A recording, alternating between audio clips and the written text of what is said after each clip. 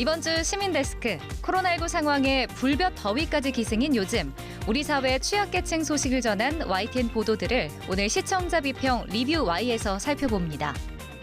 구독자 20만 돌파, YTN이 자랑하는 시사 콘텐츠를 한눈에 볼 수 있는 돌아쩌 채널의 매력을 에필로그 Y에서 파헤쳐봅니다. 시청자 브리핑 시시콜콜 위클리픽, 부족함 없는 방송을 위한 그날까지 시청자 의견에 YTN이 응답합니다.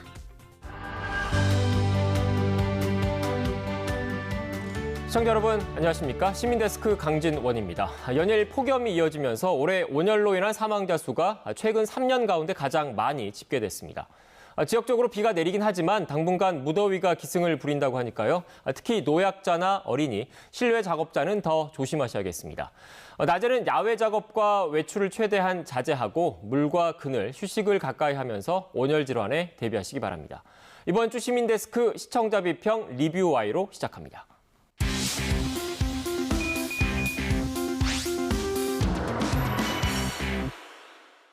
오늘 함께해 주실 분들 소개해드리겠습니다. 조수진 시청자평가원, 중앙대 미디어 커뮤니케이션 학부 김수정 강사, 그리고 신웅진 YTN 시청자센터 에디터 나와주셨습니다. 안녕하세요. 안녕하세요. 안녕하세요. 네, 먼저 이번 주 평가원님이 꼽아주신 주제부터 들어보겠습니다. 오늘 어떤 내용으로 YTN 보도에 대해서 다뤄볼까요? 아무래도 이번 한 주 동안에는요, 올림픽, 그다음에 각 정당의 경선 보도로 집중이 되지 않았나 싶습니다. 대부분의 언론들이 그랬고요. 뉴스 생산 단계에서 선택과 통제 과정이 있는데요. 여기에서 등한시되기 쉬운 문제들이 있습니다. 예를 들면 코로나에 또 더위까지 겪는 이중고를 겪는 시민들이라든가 또 취약계층의 문제들, 이런 것들이 있을 텐데요. YTN이 이 문제에 대해서 어떻게 다루고 있는지 오늘 생각해봤으면 좋겠습니다. 네, 특히 저 같은 경우에도 요즘 워낙 날씨가 덥다 보니까 잠시만 밖에 나가 있어도 땀이 줄줄 나올 정도로 덥지 않습니까? 이런 상황에서 마스크도 써야 되고 결국 취약계층의 입장에서는 고충이 더 클 수밖에 없는데, 네. 관련해서 오늘 리뷰 Y 시간에는 취약계층에 대한 YTN 보도 어떻게 다뤄지고 있는지 평가원님 이어서 말씀해 주시죠. 네, 7월 31일 보도입니다. 코로나의 찜통 더위까지 폭염과의 사투라는 그 보도를 보면 방호복을 입고 선별 진료소를 지키는 의료진을 조명하는 기사가 있었거든요. 여기 보면 인터뷰에 사우나 생각하면 돼요 라고 얘기하는 부분이 나오거든요. 그러니까 이런 거 보면서 확실하게 얼마나 더운지가 좀 느껴졌고요. 하루 확진자 규모가 지금 굉장히 많이 늘고 있는데 이런 폭염에서 힘든 분들 노고를 생각해보는 유의미한 시간이었다라고 보여지고, 또 택배 노동자도 조명을 합니다. 코로나로 택배 물량이 굉장히 많이 늘어난 상황이죠. 사실 저도 많이 시키고 있거든요. 그런 상황에서 고생하시는 사람들, 여러분들에게 위로가 될 것 같은 그런 보도였는데, 지난해 문을 연 우편 물류센터 작업장에는 에어컨이 없어요라는 이런 보도를 통해서 또 문제 제기를 하고 있습니다. 네, 평가원님께서 먼저 의료진 관련 보도 이야기를 해주셨는데요. 사실 지난주에 거의 모든 언론들이 보도했던 사진이 하나 있었습니다.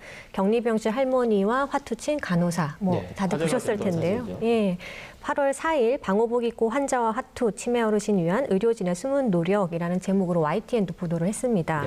인터넷상에서 화제가 됐었는데, 방호복 입은 그 간호사와 그리고 머리가 하얗게 새신 그 할머니와 마주 앉아서 화투를 보고 있는 사진이었는데요.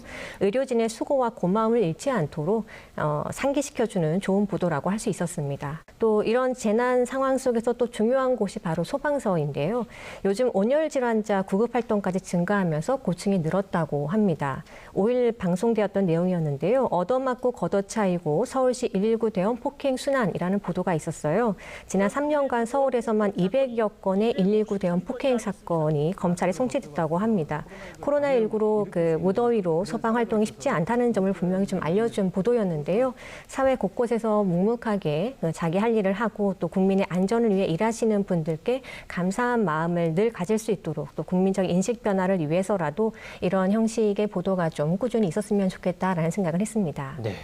말씀하신 것처럼 요즘 같은 무더위에 이렇게 두꺼운 보호복까지 있으면 얼마나 힘들까라는 생각을 좀 하게 됩니다. 아무래도 이런 그 직업에 대한 소명의식, 또 희생정신이 없으면 이런 일들을 또 하는 게 쉽지 않지 않겠습니까? 네, 우리 사회를 위해서 고생하고 또 어려움을 겪는 이런 분들, 그 이야기를 전달하는 게 기자들의 소명 중에 하나겠죠. 앞서 언급한 직종에 계신 분들은 평소에도 원래 고생이 좀 많으신데요. 이 코로나19에 무더위까지 겹치면서 소위 말하는 이제 이중고를 이제 겪고 계신 겁니다. 하지만 이런 뉴스는 사실 지난해 여름에도 YTN에서 많이 다뤘고 다른 매체에서도 뭐 흔하게 나가는 그런 뉴스 소재이긴 합니다. 그래서 식상하다고 볼 수도 있겠지만 이들의 노고는 사실 아무리 강조해도 지나치지 않다라고 이제 단언해도 될 정도인데요. 이 코로나19 발생 초기에 이게 마스크나 뭐 고글 같은 것 때문에 얼굴이 이렇게 막 짓눌리고 막 이랬던 사진 보면서 좀 미안하기도 하고 감동도 받고 저희가 그러지 않았습니까? 그런데 어느덧 시간이 좀 지나면서 이런 노고들을 너무 당연하게 우리가 받아들이고 있는 것이 아닌가 그런 좀 반성도 좀 해봐야 되는 그런 시기인 것 같습니다. YTN이 아무튼 이런 보도를 반복적으로 계속 해나가는 거는 그나마 열악한 그 환경을 조금이라도 좀 개선하기 위함이거든요. 이 적절한 휴게 시간의 보장, 뭐 그리고 또 에어컨 설치 등 조금씩 변화를 이제 이끌어내고 있다. 그걸 위한 보도다라고 이렇게 이해해 주시면 될 것 같습니다. 네, 이렇게 어려운 환경에서도 묵묵하게 우리 사회를 위해서 일하고 계신 분들께 다시 한번 감사하다는 말씀을 전해드리고요. 또 저희가 주목해야 될 분들이 있습니다. 이렇게 코로나 사태가 길어지면서 예년보다 상대적으로 주목받지 못했는데 축산 농가의 어려움도 가중되고 있다고 하더라고요. 특히 뭐 조류 인플루엔자 같은 전염병이 강타한 상황에서 지금 이렇게 폭염, 무더위까지 겹쳐서 여러 어려움들이 있다고 하던데 이분들과 관련한 보도도 좀 필요할 것 같다라는 지적이 꾸준히 나오고 있습니다. 어떻습니까? 네, 여전히 지금 내려가지 않고 있는 달걀값이고요. 뭐 마트나 시장 갈 때마다 깜짝 놀랄 정도로 많이 올랐더라고요.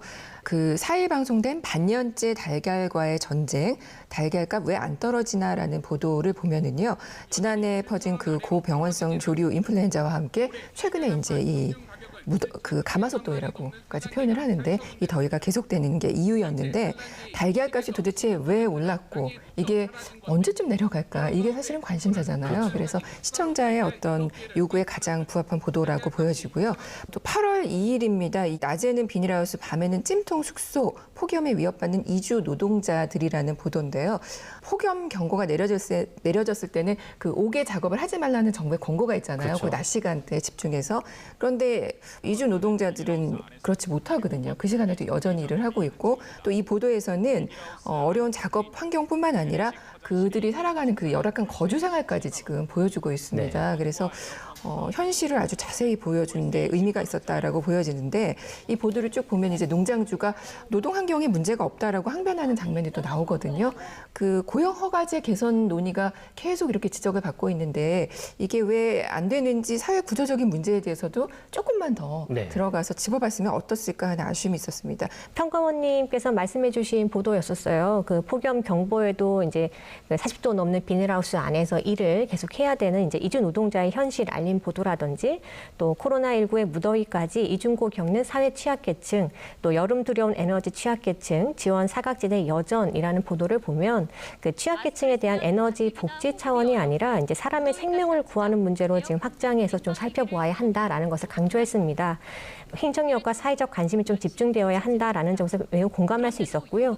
복지 사각지대, 또 관리 인력의 확충, 외국인 노동자까지 포용할 수 있는 제도의 전면적 검토를 좀 서둘러야 한다라는 점에서 지금 시기에 매우 적절한 보도가 아니었나로 보였어요. 지금 이제 코로나와 무더위로 이제 이중고를 겪는 상황을 보도할 때 단발성 보도로 이런 보도가 끝날 것이 아니라 좀 연속 기획 보도라든지 좀 현실감을 담은 뉴스 다큐나 혹은 르포 형태로 이슈를 심층적으로 접근했으면 좋겠다라는 생각이 들었는데요.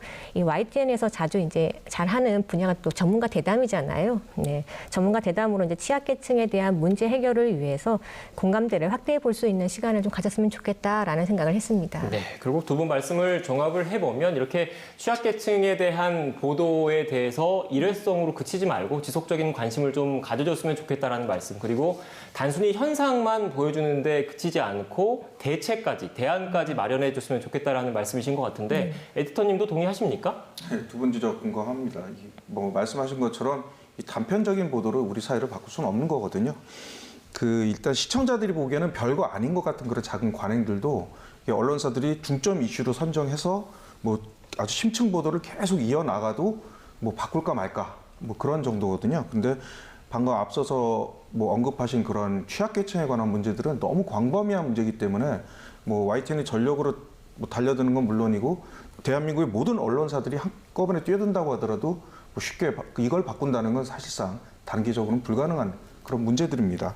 그래도 뭐 낙수가 바위를 뚫는다고 하는데 뭐 한 방울씩 떨어질 거 두 방울씩 떨어지면 속도가 아무래도 한 2배 정도는 되지 않겠습니까? 그 YTN에는 기획 탐사팀이 있습니다. 그동안 뭐 우리 교육 문제 등 이제 뭐 굵직굵직한 그런 현안들을 뭐 나름 잘 다뤘다라는 그런 평가를 받고 있는데요. 이 기획 탐사팀 등 뭐 보도국에 앞으로 이 문제 지금 언급하신 이 문제에 대해서 좀 더 비중 있게 좀 다뤄달라라고 제가 전달하겠습니다. 네. 저도 지금 최근 뭐 주중에 이렇게 뉴스를 진행하면서 많은 전문가분들을 모시고 또 취재부서에서 기자로 활약할 때도 이렇게 뭐 여러 아이템들을 좀 고민을 하는데 두 분 말씀하셨던 것처럼 이런 취약계층들의 어려움, 단발성으로 그치지 않고 대안을 모색할 수 있는 방안도 한번 깊게 고민을 해 보겠습니다. 일단 이렇게 뭐 전반적인 이야기들을 좀 나눴는데 또 요즘에 이분들의 목소리를 귀 기울여야 할 것 같습니다. 이 사회적 거리두기가 강화되고 또 자연스럽게 영업 제한 조치가 이어지면서 어떻게 보면 생존의 기로에까지 내몰렸다 이런 하소연도 나오고 있거든요. 이 자영업자분들의 목소리를 좀 들어봐야 될 것 같은데 관련해서 YTN 보도 어땠습니까? 네, 그 지난 2일 방송된 깊어진 을을 갈등, 코로나19 속 자영업 해고 분쟁 증가라는 보도가 있었습니다. 자영업 자체가 어려워진 상황에서 종업원 수를 줄이게 되고요. 또 수당 지급이 더 어려워졌잖아요. 그러면 또 반면 수당을 받지 못하는 또 그 노동자들은 또 불만을 제기하고 사실 양쪽 입장이 다 이해는 가는데 그래서 더 안타까웠던 그런 보도였던 것 같습니다. 우리 사회의 갈등 요인 상황을 그대로 보여준다라는 생각이 들었고요. 언론이 사실 이런 문제에 대해서 지속적인 관심을 갖는 게 중요하죠. 아까도 말씀하신 것처럼 그런 의미에서 같은 날 방송된 수도권 4단계 4주째 한 달 전 그 취재한 자영업자들 만나보니라는 이 보도를 보면 한 달 전에 취재한 자영업자를 다시 만납니다. 그래서 지금 상황은 어떤지 이런 것들도 한번 확인해 보고요 하는 그런 지속적인 관심으로 현장감 있는 정보를 제공하는 데 의미가 있었다 이렇게 평가할 수 있겠고요. 여기도 임대 저기도 임대 명동상가 절반이 문 닫았다라는 제목의 보도도 있었는데요. 여기는 이제 또 명동을 다시 찾아서 그 현지 상황을 전달했는데 외국인 관광객이 끊긴 명동상가의 그 잇따른 폐점과 어려움을 알렸습니다. 다만 이제 그 단순한 어려움 전달뿐만 아니라 다양한 아마 원인들이 있을 겁니다. 그래서 다양한 분석이 더 조금 포함이 됐으면 좋겠다. 이런 저도 생각이 들었습니다. 최근에 그 상인분들, 자영업자분들을 저희 뉴스 중에 한번 연결을 해드린 적이 있는데 이 폐업을 하고 싶어도 그러니까 문을 닫고 싶어도 이 원상복구를 해야 된다고 그러더라고요. 인테리어 같은 거를. 그래서 폐업하는데도 돈이 들기 때문에 문을 닫고 싶어도 못 닫는 이런 상황이다. 이렇게까지 어려움에 내몰렸다라고 말씀을 하시더라고요. 네, 그렇습니다. 그래서 이런 상황들을 뭐 그냥 단순히 한 번 그친 게 아니라 다시 한 번 또 시간이 지난 다음에 찾아가서 이렇게 지속적으로 보도하는 거 굉장히 의미 있었다고 생각이 듭니다. 네. 네, 뭐 아쉬움이 남는 보도도 있었지만 말씀하신 대로 좀 의미 있는 보도들이 있었죠. 유령마을 돼버린 대성리 MT촌 더 이상은 못 버텨요라는 보도를 좀 유심히 봤는데요. 수도권에 속하는 그 가평군 대성리 MT촌에 여행객이 많이 줄어서 이제 펜션과 그 주변에 이제 상가라든지 음식점들의 그 매출이 많이 줄어들었다고 합니다. 이게 수입이 주니까 이 업주들이 이제 애타는 현실 속에서 이제 업주들이 자구책으로 그 뭐 건설 일용자라든지 대리기사를 뛸 수밖에 없는데. 문제는 술자리 줄어 손님 끊긴 대리기사들 정부 지원 필요라는 보도에서 알 수 있었는데요. 폐업하거나 이제 영업을 멈춘 자영업자들이 이제 대리운전 쪽으로 그 고개를 돌리다 보니 대리기사를 부르는 손님은 이제 줄었는데 이제 대리기사를 할 수 있는 그 사람들은 많아지니까 경쟁이 더 심화된 거죠. 코로나19 상황 속에 이제 위기에 몰린 그 자영업자와 또 소상공인 이야기를 연결성 있게 보도해 주었습니다.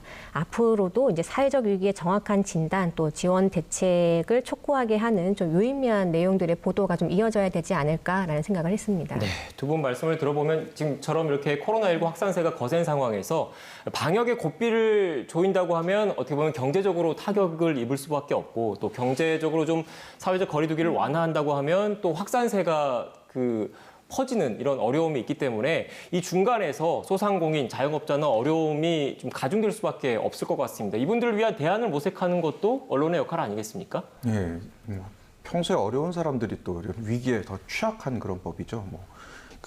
앞서 보도한 것처럼 이런 안타까운 상황에 관한 제보는 사실 끝이 없을 정도로 계속 들어오고 있습니다. 지금 코로나19 확진자가 이제 하루에 2,000명을 넘어서면서 이 서민들의 고통이 정말 끝이 없거든요. 뭐 이제 바닥을 쳤나라고 이제 생각을 했는데 사실 뭐 지하까지 뚫고 들어가는 그런 국면인데요. 지금의 그 현상을 정확하게 전달하는 것도 중요하지만 이 문제의 원인을 이게 진단하고 그 솔루션을 내놓는 것이 이제 좀 확실하게 필요한 때입니다. 뭐 2주일만 더 뭐 이런 식으로 뭐 단기간에 문제가 해결될 거라고 이제 믿는 사람들은 없지 않습니까? 그렇죠. 그렇기 때문에 앞으로는 좀 장기적이고 또 구조적으로 이 상황을 바라보는 그런 프레임의 전환이 좀 필요하다는 거죠. 물론 이제 언론이 이 역할을 이제 앞서서 나가야 되는데 이 생산적으로 지혜를 모아야 하는 때인데 근데 또 이 과정에서 또 진영 논리에 따라서 또 유불리를 또 계산하면서 또 소모적인 논란이 나오지 않을까 그런 걱정도 좀 미리 해봅니다. 네. 그럼 오늘 나눈 대화 내용 정리하면서 마무리하겠습니다. 마지막으로 이것만은 꼭 명심할 수 있도록 평가원님부터 요약을 해주시죠. 네. 언론의 이슈 선택, 누구를 위한 것인지 생각해보자라고 말씀드리고 싶은데요. 우리 일상에는 굉장히 중요한 뉴스들이 많이 있습니다. 그래서 언론이 또 YTN이 뉴스 제작 과정에서 이슈를 선택할 때 제일 먼저 이 뉴스가 누구를 위한 이슈인지 뉴스인지를 한번 생각해보시기 바랍니다. 네. 다음으로 박사님 한 줄 평 들어볼까요? 네, 사회적 위기 상황일수록 사람을 중심에 놓고 보도해라. 지금 우리는 코로나와 기후재난을 동시에 겪고 있습니다. 이럴 때일수록 언론은 복지의 사각지대와 또 취약계층에 대한 관심과 주의를 잃지 않아야겠습니다. 이러한 이슈를 여론화하고 공감하게 하는 보도를 YTN이 꾸준하게 해주길 바랍니다. 네. 알겠습니다. 오늘 세 분의 말씀 잘 유념해서 YTN 보도 그리고 프로그램 개선에 앞장서겠습니다. 세 분 오늘 감사합니다. 감사합니다. 감사합니다.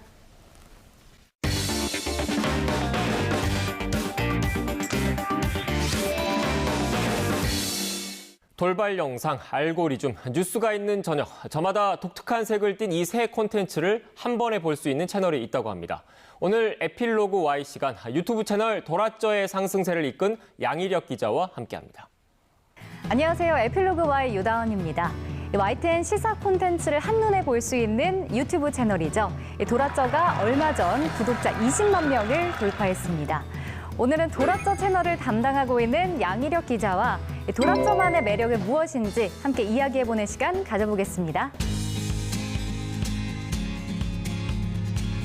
네, 기자님 안녕하세요. 안녕하세요. 어서 오세요. 네. 저도 몇 번 많이 봤습니다. 이 도라쩌 상승세가 요즘 또 심상치 않다고 제가 들었어요. 먼저 시청자분들께서 돌아쩌 하면은 뭔지 모르겠다고 하시는 분들 계실 것 같아요. 소개를 좀 해주시죠. 네, 도라쩌 하면은 생소하실 거예요. 네. 뭐 약간 이상하게 생각하시는 분들도 있을 것 같고. 네. 하지만 도라쩌는 YTN 보도 제작국에서 생산되고 있는 그 돌발 영상, 그다음에 알고리즘, 그리고 뉴스가 있는 저녁 이 세 가지 프로그램을 합쳐서 돌발 알고 있죠? 가 되는 거거든요. 요걸 한 번 더 줄입니다. 네. 그러면 도라쩌가 됩니다. 돌 알저가 아니고 도라쩌로 귀에 더 착 감기기 때문에 네, 임팩트가 있어요. 맞습니다. 네. 감사합니다. 이 세 가지 프로그램을 좀 합친 이유가 있었나요?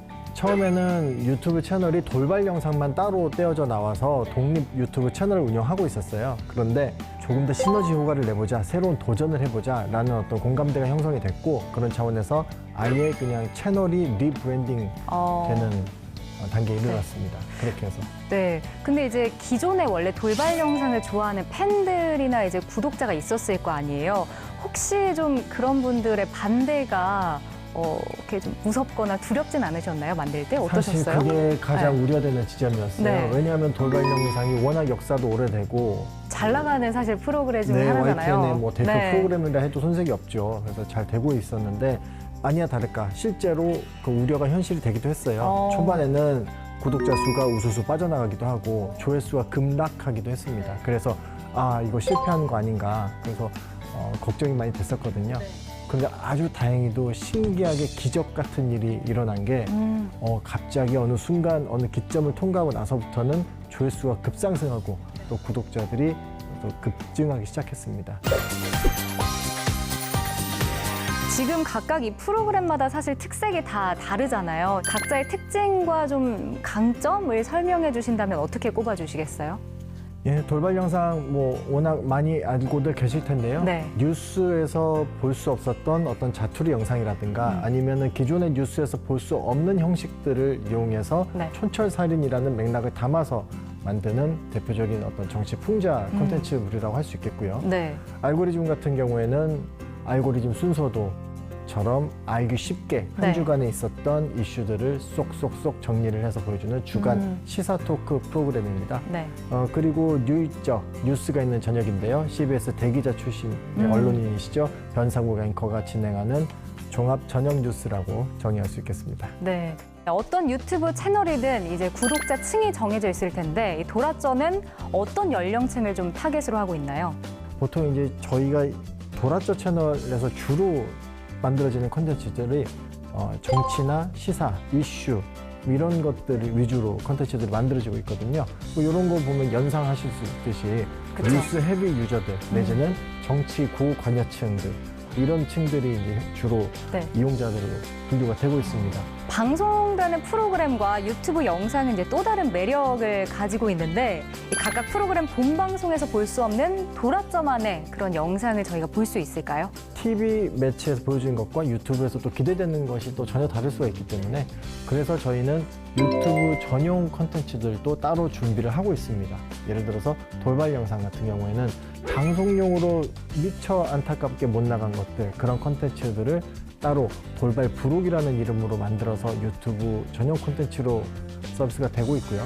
그리고 알고리즘 같은 경우에는 방송용 외에 방송용보다 더 재미있는 뭐 콘텐츠를 표방하는 뒤토크라는 콘텐츠가 나가고 있고 뉴이저 같은 경우에도 기존에 보실 수 있는 앵커 리포트를 3분 컷, 3분 내외로 요약 정리해서 서비스하는 유튜브 전용 콘텐츠로 지금 나가고 있습니다.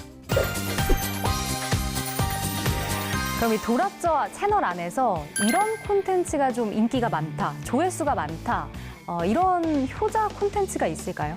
효자 콘텐츠란 말도 사실은 조금 네. 조심스럽습니다만 네. 아무래도 정치적인 이슈가 많이 네, 들어가 네. 있기 때문에 네, 또 이런 건 있습니다. 예를 들어서 한미 정상회담이 미국 백악관에서 얼마 전에 열렸었죠. 그때 한미 정상회담 중간에 문재인 대통령과 미국의 바이든 대통령이 기자들 앞에서 회견을 하고 네. 있었습니다. 그때 미국의 어떤 언론인이 한미 정상회담과는 다소 어울리지 않은 엉뚱한 질문을 던집니다. 그때 바이든 대통령이 어떻게 재치 있게 대답했는지 네. 라는 어떤 모습을 보여줬을 때 사람들이 이거 되게 재미있다. 기존 뉴스에서 볼 수 없었던 어떤 세밀하거나 아니면 뒷이야기들 이런 것들이 생생하게 담겼을 때 시청자들이 많이 좋아해 주시는 것 같습니다. 제가 마지막으로 봤을 때 그 구독자 수가 20만 명이 좀 넘었었어요. 혹시 목표로 하고 있는 구독자 수가 있나요? 단기적으로는 일단 지금 추세로 봤을 때는 추석 때쯤에 30만 돌파를 목표로 하고 있고요. 보통 유튜브 채널을 운영할 때 보면 그런 구독자 수를 정해놓고 달성을 하면 공약을 보통 세웁니다. 뭐 이런 거 혹시 뭐 하나 세워주실 수 있나요? 저희가 특별한 기획을 하고 계십니까? 해볼까 지금 고려하고 있습니다. 뭐 예를 들어서 어떤 것들을 또 구체적으로 말씀드리기엔 매우 조심스러워서 약간 스포일러 예, 같은 부분이라서요. 비밀로 붙여야 될 것 같고 네. 다만 30만 정도 되면 어느 정도 채널의 규모가 커졌다고 판단할 수 있기 때문에 그리고 구독자분들과 시청자분들에게 감사의 마음을 담아서 그 전달할 수 있는 어떤 특별한 기획 이런 것들을 한번 생각해보고 있습니다.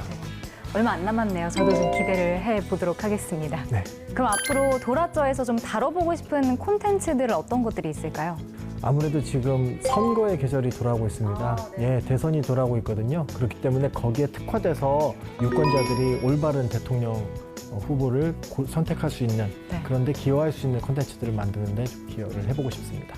네, 그럼 가장 중요한 시간인데요. 우리 시청자분들께 카메라 보시고 도라저 홍보를 강력하게 좀 한번 해주시죠. 시간 드리겠습니다. YTN 입사해서 보도와 취재를 위해서만 열심히 출연을 네. 해왔었는데 태어나서 처음으로 홍보라는 것을 해보는 것 같습니다. 네. 돌발 영상, 알고리즘, 그리고 뉴스가 있는 저녁, 줄여서 돌발, 알고 있죠? 여기서 더 줄이면 돌았죠? 여러분의 구독과 좋아요는 저희에게 큰 힘이 됩니다. 잘 부탁드립니다. 지금까지 나왔던 그 출연자분들 중에 가장 홍보를 잘하시고 역동적으로 하신 것 같습니다. 머리 털라고 처음 해봐서 너무 부끄럽습니다. 네. 앞으로 구독자 수는 뭐 30만 넘어서 50만, 100만까지 돌파할 수 있길 기대해 보고요. 도라저에서 또 특색 있는 또 공정하고 다양한 콘텐츠 많이 올려주시길 저도 응원하겠습니다. 오늘 함께해 하겠습니다. 주셔서 고맙습니다. 고맙습니다. 가장 빠른 옴부즈맨 프로그램 그 기록을 모아보는 시간입니다. 시청자 브리핑 시시콜콜 위클리픽 이번 주 시청자 의견 함께 보시죠.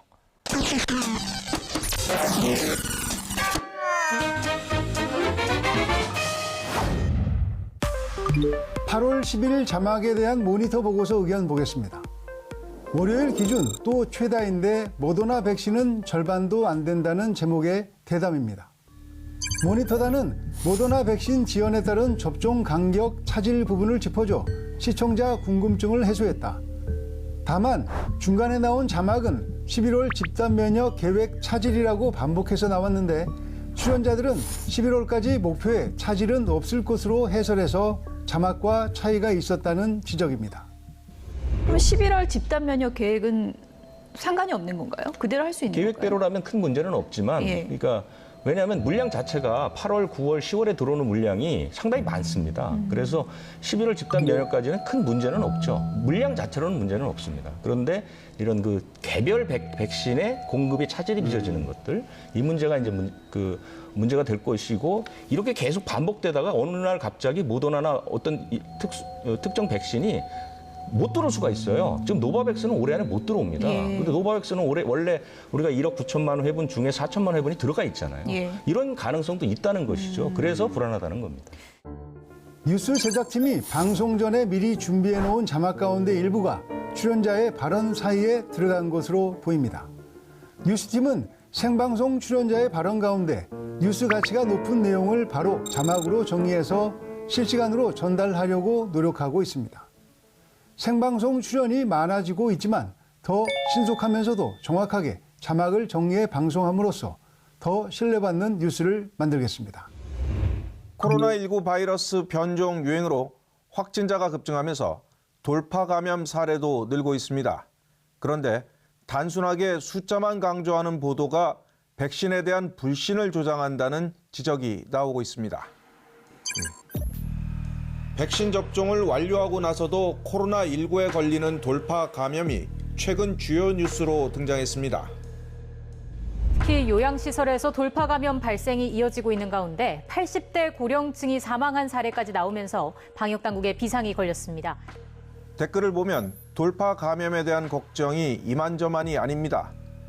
죽을 각오로 백신 맞는데 효과가 없다니. 솔직히 백신은 세금 낭비. 이런데도 불구하고 강제로 백신 맞게 하는 정부는 뭐냐? 백신 중에서도 특히 아스트라제네카가 문제라는 주장이 많았습니다. 한동안 잠잠했던 아스트라제네카 불신이 이렇게 되살아나면서 소중한 백신이 폐기되기도 합니다. 아스트라제네카는 정말 돌파 감염에 무기력한 것일까? 사실이 아닙니다. 돌파 감염 사례는 얀센이 746명으로 가장 많고 화이자 420명, 아스트라제네카는 340명으로 가장 적습니다. 10만 명당 사례를 따져봐도 중간은 가는 수준입니다. 650만 명의 접종 완료자 가운데 돌파 감염 비율을 시각화한 자료입니다. 0.023%에 해당하는 1,540명은 오른쪽 맨 위에 점으로 표시됩니다. 이를 다시 확대해서 보면 사망과 위중증은 극히 일부라는 것을 확인할 수 있습니다. 돌파 감염의 추이는 당연히 중요한 뉴스입니다. 하지만 인과관계와 추세에 대한 분석이 빠지면 막연한 불안감만 조성할 수 있습니다. 이런 점에 대한 지적도 있었습니다. 기사 내용을 가장 잘 정리해준 댓글을 소개하면서 마치겠습니다. 돌파 감염 된다고 하더라도 중환자와 사망자가 될 가능성이 급격히 낮아진다는 게 백신 접종의 가치라고 볼 수 있습니다. 백신을 더 맞아야 하는 이유입니다. YTN 시청자 브리핑 시시콜콜 신홍진입니다.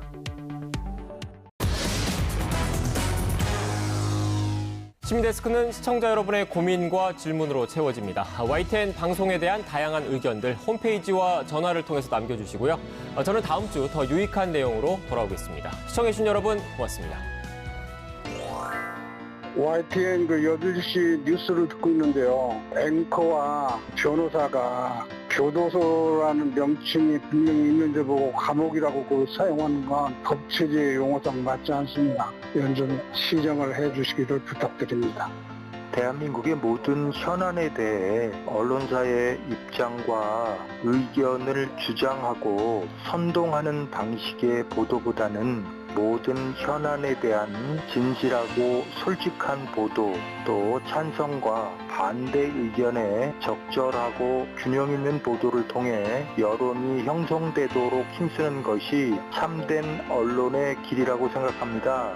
그런 면에서 YTN은 참된 언론의 길로 한 걸음 한 걸음 다가서고 있는 꽤 괜찮은 언론이라고 생각합니다. 앞으로도 공익과 공정을 모토로 하시고 진실하고 솔직한 보도로 울림 있는 사회의 목탁으로 우뚝 서시길 바랍니다.